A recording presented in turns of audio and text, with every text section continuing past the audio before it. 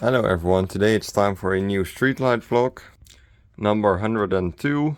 And we're basically just going to continue where we left off, which is the project where we renovated a lot of high pressure sodium lanterns. We did the post-op lanterns in the previous video, but now it's time to do the STS lanterns that are on the taller columns and the rest of the fixtures that are around the building. We actually did quite a lot of work on the STS 203 lanterns, because I mean, if you give them a good clean, they can kind of look brand new if the balls are in a good condition. And I have to say I'm very happy with the result, but here are some shots of us cleaning and installing the new STS lanterns. Please don't mind the mess in here, but I'm preparing for the project with the renovation of a high pressure sodium installation, and as you can see, I'm working on the STS 203 lanterns, which we have quite a few there, 12 to be exact. And I brought 12 STS lanterns with me from work, which I cleaned most of them actually. And I'm preparing them so we can basically switch them out, so we don't really need to clean those lanterns over there, but we'll just have to switch them out. I have a fair amount of ones that are ready, but a lot more that still need to be fixed. And there's actually a few where I'm installing electronic high pressure sodium ballasts, which those aren't on the parking space itself, but behind the building, which isn't where you need 100% brightness all time. That's why I'm installing dim or dimmable electronic ballasts, which switch to 50% light output at I think 11 p.m. but I'm not too sure, but we still have a bit of energy saving by installing those ballasts, so we're going to switch out this unit with electronic ballast.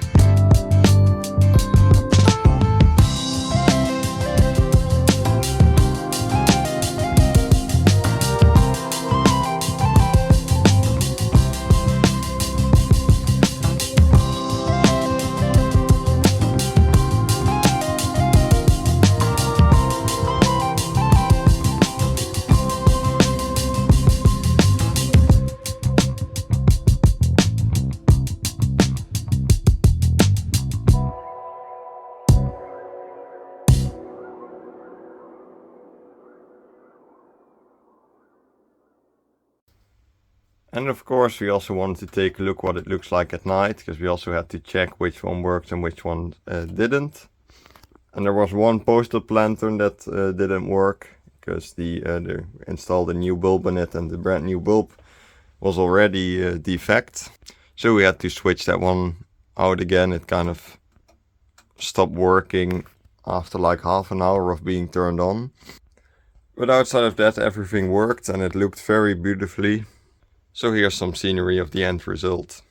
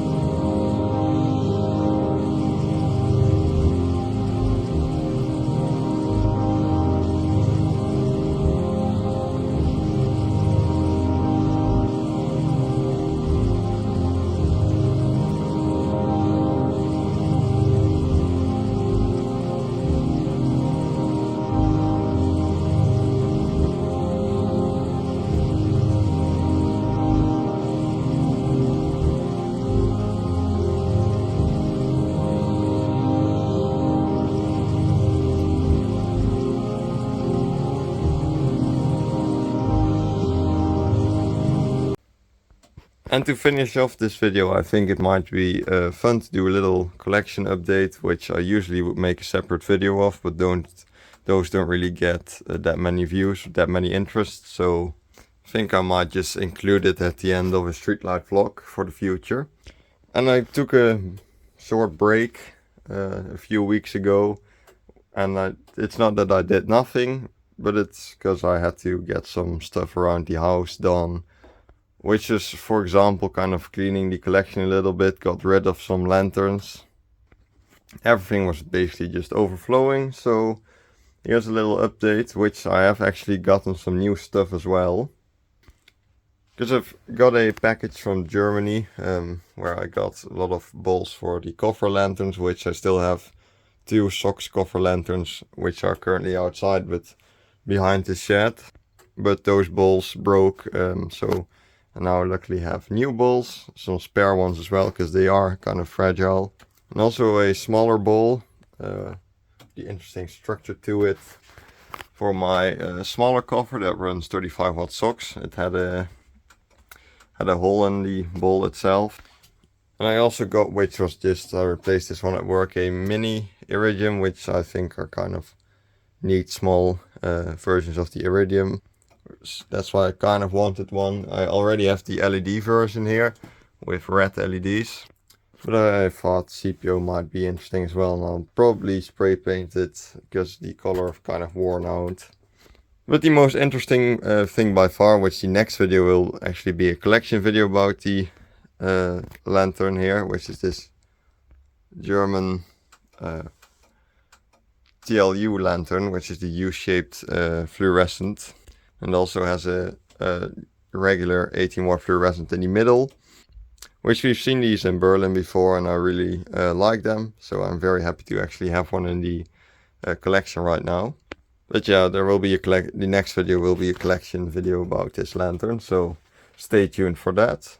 And then lastly, at work I had to replace this, which is usually a light that would kind of shine on a church from a village that I had to work at, but as you can see, it only works for some reason they took the right LEDs out, but they wanted that to change. They wanted a new one where the entire strip was filled with LEDs.